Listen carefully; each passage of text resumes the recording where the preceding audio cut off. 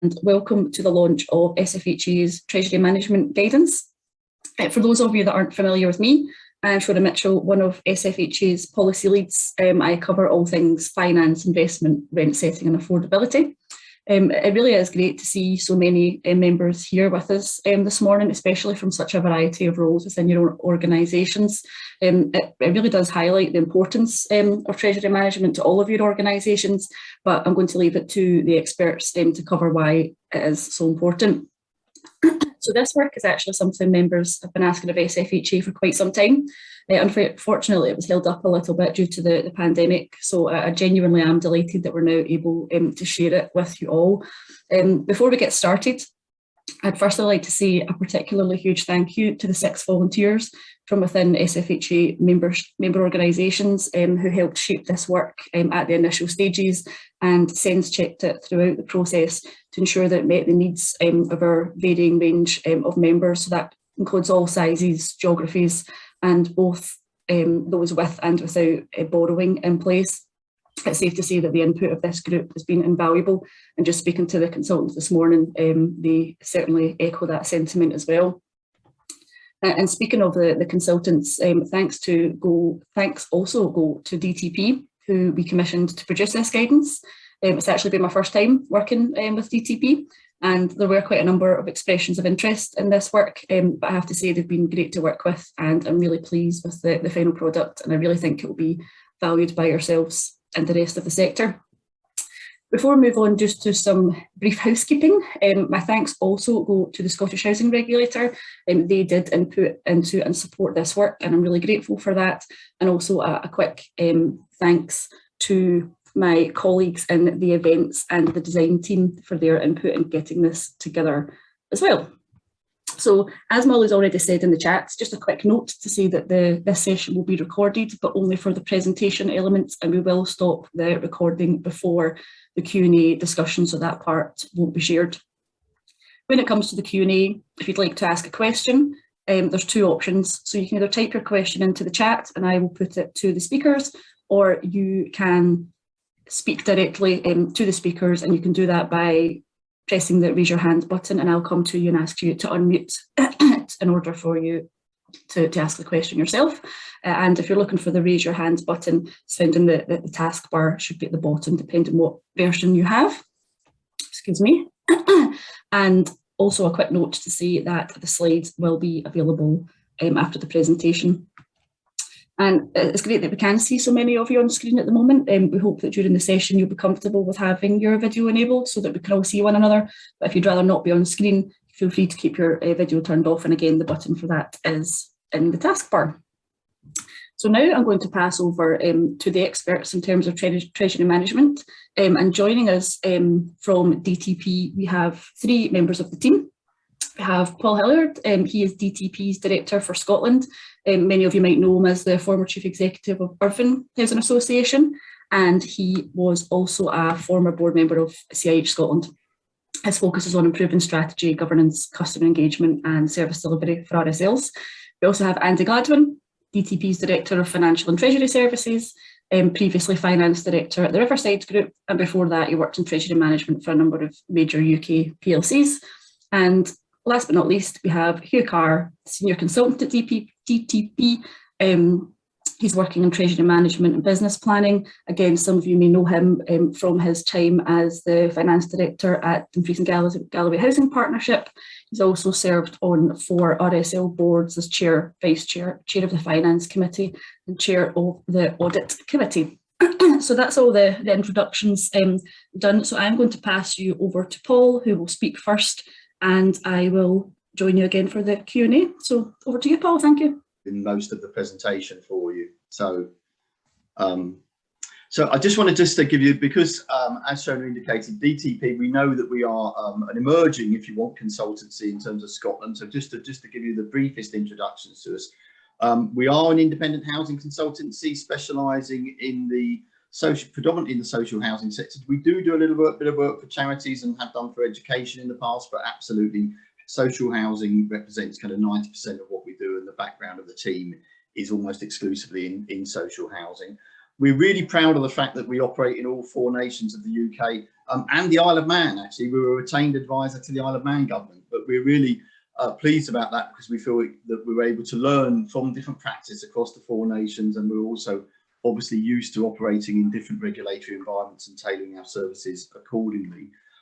We are primarily at the heart of our business is a finance consultancy, and we are we give business planning and treasury advice. We are an FCA regulated treasury advisor. So in terms of our credibility for this piece of work, just to give you some assurance around that, but we do other things. We advise on strategy, governance, policy and strategic development, care and support, and also landlord compliance.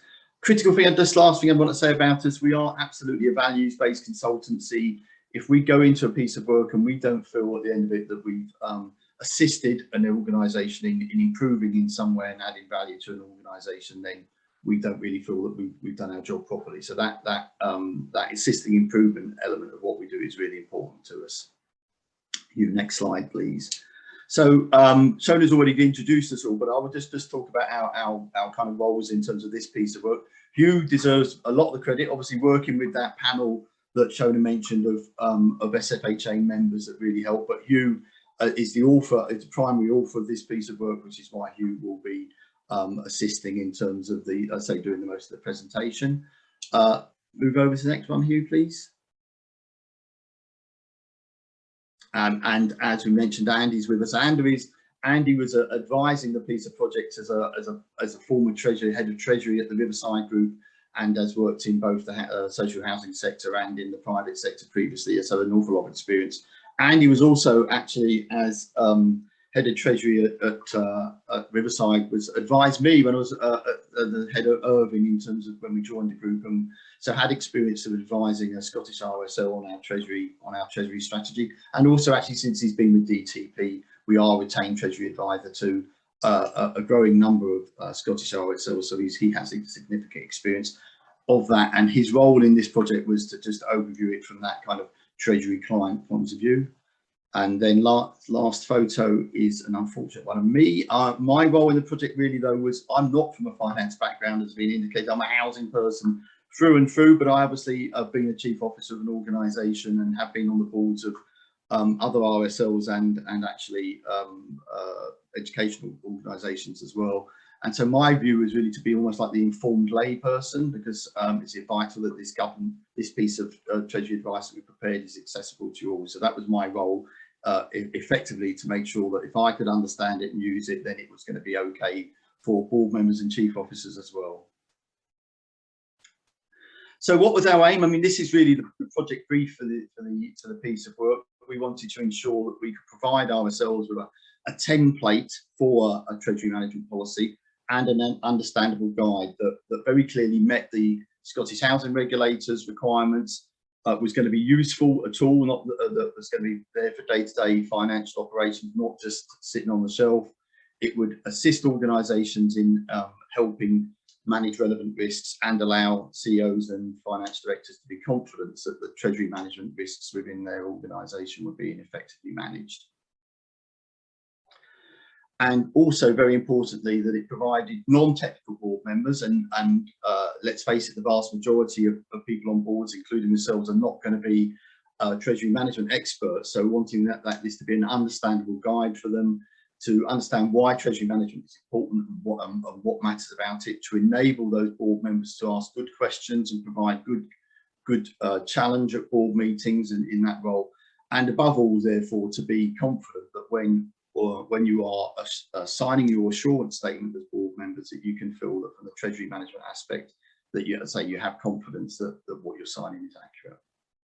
So that's just the briefest, briefest of overviews and introductions to the topic for me. I'm going to now hand back to Hugh, who can speak and have control of his own slides, and he'll take you through the detail of the guidance that's included in the guide. So over to you, Hugh.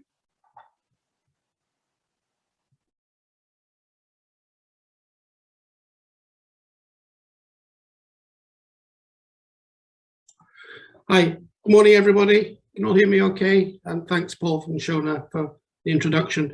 The structure of the guidance is pretty much as Paul has outlined it. It's really in two parts. What is treasury management?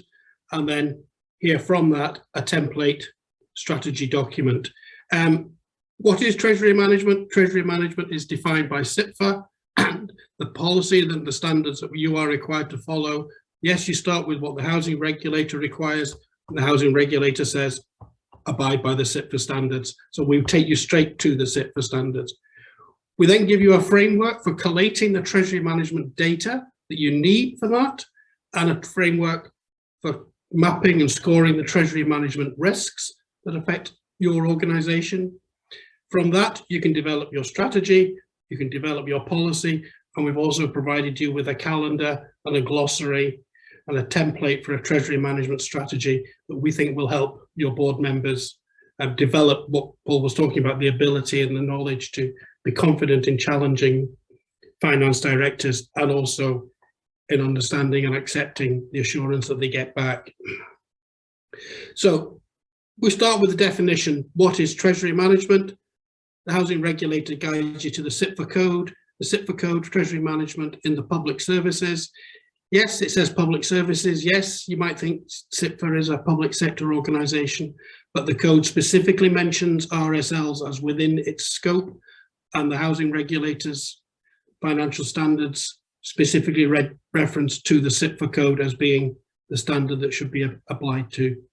And a new edition was published just in December 2021, which makes this guidance very timely. So well spotted there, Shona.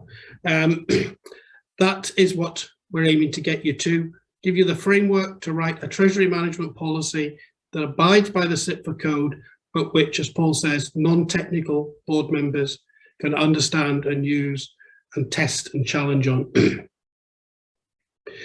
So before we go any further, can we have the first poll up, please, Molly, about Treasury management policies and people's awareness of them? So does your RSL have a formal Treasury management policy that is based on the SFHA code? And we're giving you the choice of yes, and it's based on the SFHA code. Yes, but it isn't based on the SFHA code. And no. I'll just give you a few seconds to pop your answers into that, and just out of interest, see what level of spread of answers we get.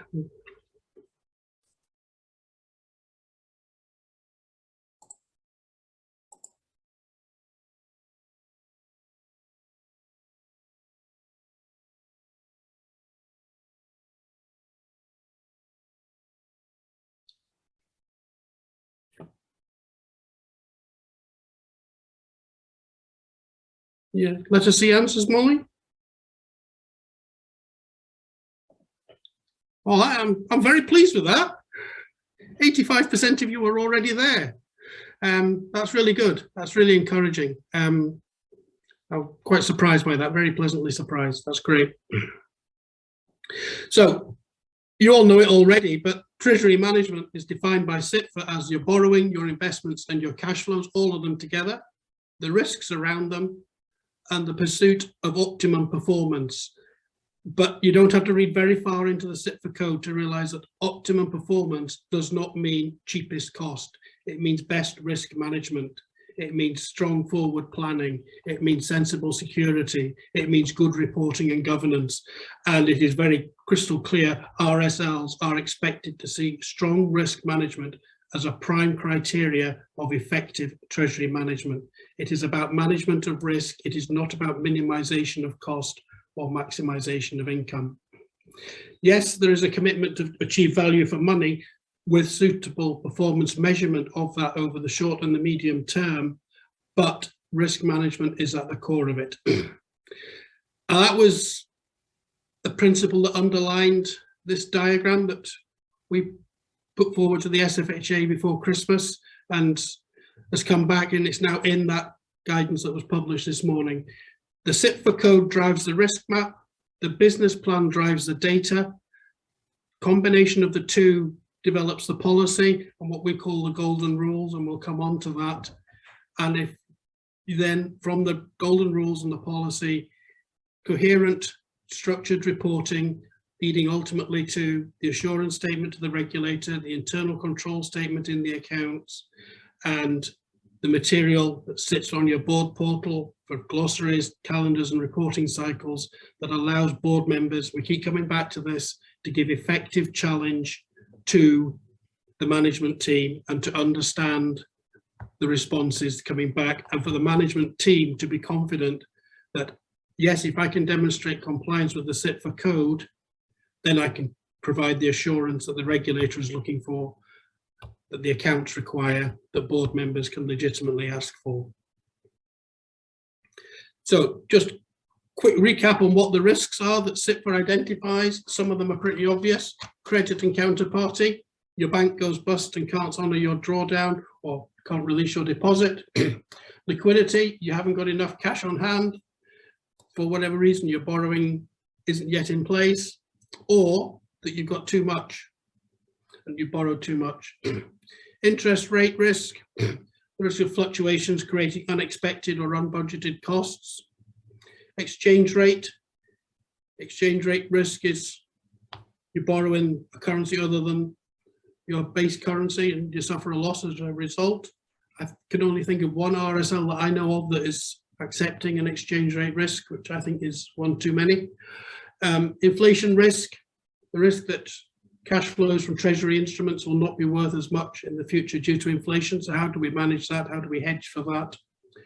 Refinancing risk, the risk that as loans or debts fall for refinancing, their cost will increase. How can you manage that risk? By spreading that risk.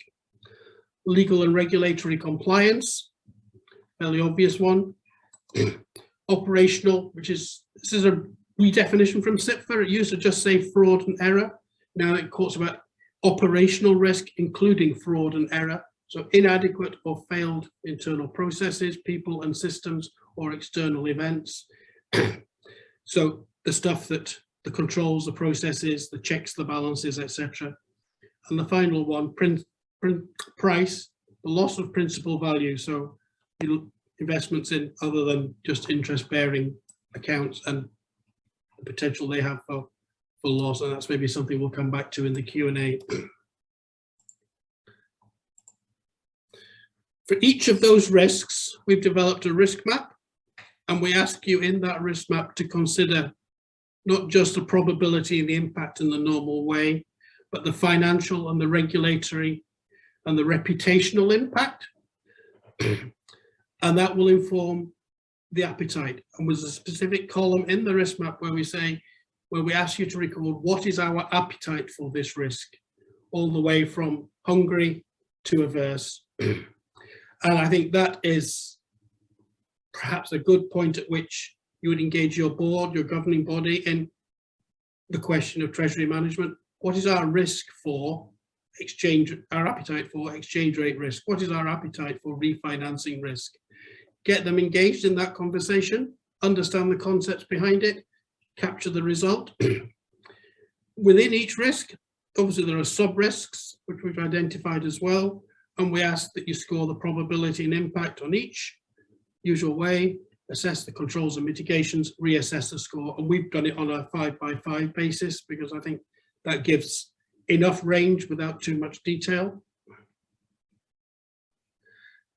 That way, you've then got a risk map that covers every risk that SFHA has identified, which the regulator expects you to manage, even if that risk map says we will not accept that risk at all.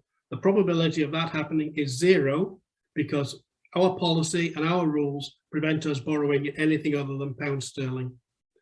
You've documented your appetite, you've considered and documented your controls and mitigations, you've reassessed your scores, and the timetable that we've structured in then brings that back for a review every 6 months. The circumstances change, as your business plan changes, whatever it is, review it. You might not change something, but you've reviewed it and refreshed it. So I don't think there's any rocket science in that from what most RSLs should be doing on a number of fronts, but we're giving you that framework, that structure that allows you to demonstrate compliance with this guidance, therefore with the regulator's expectations. We've then developed a template for collecting all the data around a loan, and it basically collects all the content that you require for your loan portfolio return, but in a more usable and readable format. And then we've added on other things as well. When's it due for repayment? What's the repayment profile? What is the precise calculation of the covenant? What security have we provided? What security are we required to provide? When's that valuation due for renewal? What are the non-financial covenants attaching to that loan? What consents do we need? What negative pledges have we given, etc. And we've intended that to be, it says they're board friendly, that once that piece of work is complete, we think that a good board member, somebody like Paul, should be able to look at that spreadsheet and work their way through it and understand how their loans interplay together, how the different covenants work against each other, how the different security pots sit, etc., how the repayment profiles work, and be able to say, right, that is the data I need to understand our treasury management position. And again, subject to regular review, at least annually. We talk about golden rules. And by a golden rule, we mean an operational measure, a performance indicator that can be managed and reported quarterly, particularly attaching to a treasury issue. The golden rules will come out of the risk map, and a golden rule will be something like, we must maintain EBITDA at 110%. So we can set the budget to achieve at least 130, and we know that we will, with all probability, not reach below 150, but we will report against that golden rule of 150% to the board every quarter. And a board member should understand, right, if I see that indicator getting to 150, I know that's a golden rule. It's getting close to the 150 level. I need to ask the finance director, why is that? What are we going to do about it? Is it going to go lower? Is it going to come back up? The finance director should have that answer. If, however, it's up at 180% and the golden rule is 150, the board member can relax and the finance director can say, with confidence, relax.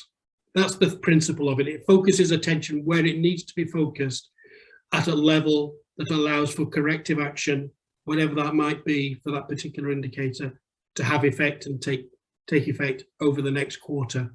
Or alternatively, here's what we need to do because of this situation, and here's why we've got time to handle it. We would expect to see, we recommend and we highlight in the guidance, golden rules around things like short-term and long-term liquidity. So how much cash you have on hand at any time, how you calculate that, how much forward liquidity you have, the balance of fixed and floating rate, excuse me, when refinancing is due and what proportion of your debt is due for refinancing over a period, your level of counterparty exposure, so how much of your deposits are within an individual institution, and perhaps most crucially, covenant compliance, how close you are to your covenant levels, how close you protect to be, do you need to do anything in terms of adjusting performance or adjusting plans to ensure compliance. From all of that, you get to the point where you can now write your treasury management policy. We've provided a template. You can download it as a Word document, do your find and replace, put in your own terms and names and job titles, structures, etc. But again, that policy demonstrates compliance with the SFHA code, which meets the regulator's expectations. It defines, gives you the right definitions, the right reporting cycles. It considers each of the risks, and we've also outlined what we would expect to see in a treasury management strategy. We've also identified what should sit with a board, what should sit with a finance committee if you have a separate finance committee from your board or your management committee, what should sit with your audit committee, and then the key responsibilities that need to be allocated to management. So is that a responsibility for the chief executive? Is that a responsibility of the finance director? Should the two of them be working together on this? That sort of thing. Give you those to consider. We're not saying prescriptively, this must be done by the finance director. We are recommending that. And I think providing guidance, and obviously behind that sits a structure of controls and procedures, which will be individual to your own organizations. The risk structure in that template follows the SFHA structure, obviously. And we've included in there criteria for counterparties. So how much of what proportion of your deposit should be with any one institution, levels of fixed debt, floating debt, amount of refinancing due over a period going forward, how to define or measure your operational and capital liquidity. Again, give you that template to work with so that you can provide the assurance back to your management committees and your boards that your policy and your definitions are in line with sector good practice that SFHA and the regulator would expect to see.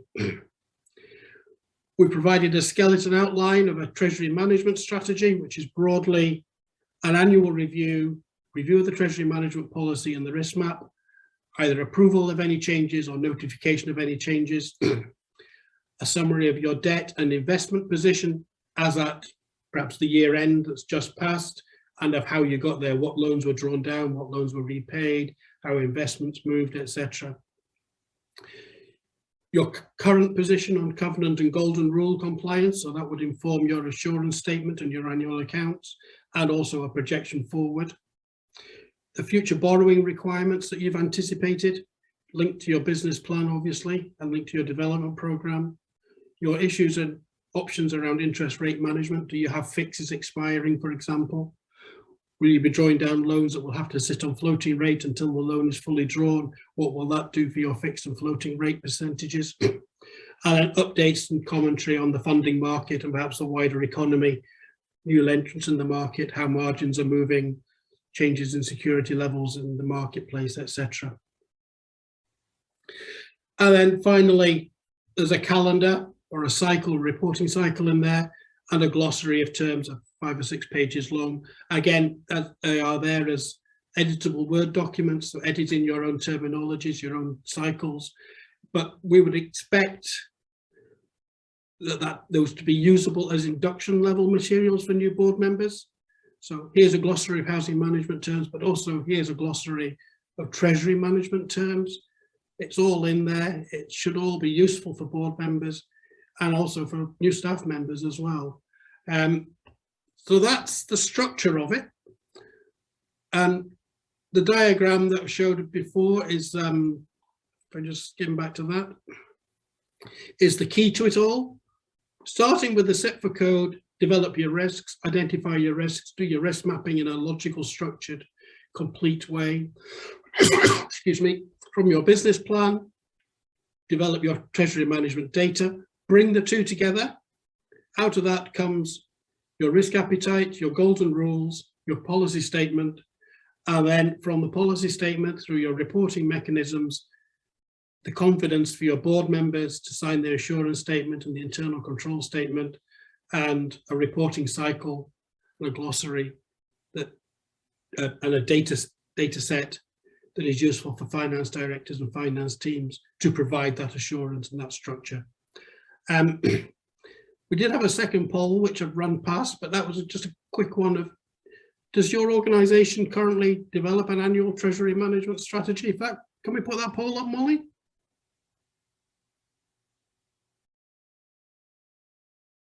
Excellent. So how often does your RSL board approve an annual Treasury strategy?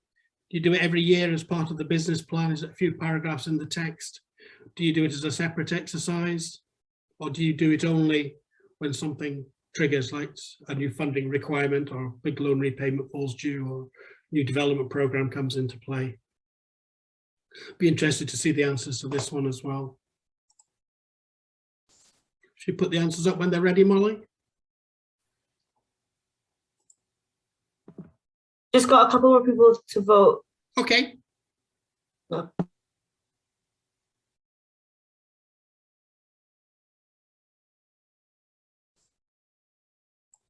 Oh, there we go. Right, I find that quite interesting as well, because I'm like that, but a bit worried that only one in 5 associations are only doing a Treasury strategy when they think they need to do one. Our advice would be you should do one every year, either as part of the business plan because it sits there, or separately because sometimes business plan board meetings can get overload. So we would encourage the 20% to think again on that particular point. I think that's all we really have to say. I think we open the floor now for Q&A, Shona. No problem. Thank you very much, Hugh and Paul, for the presentation so far. I can see that some questions are starting to come in, but please do keep them coming. We have plenty of time for questions.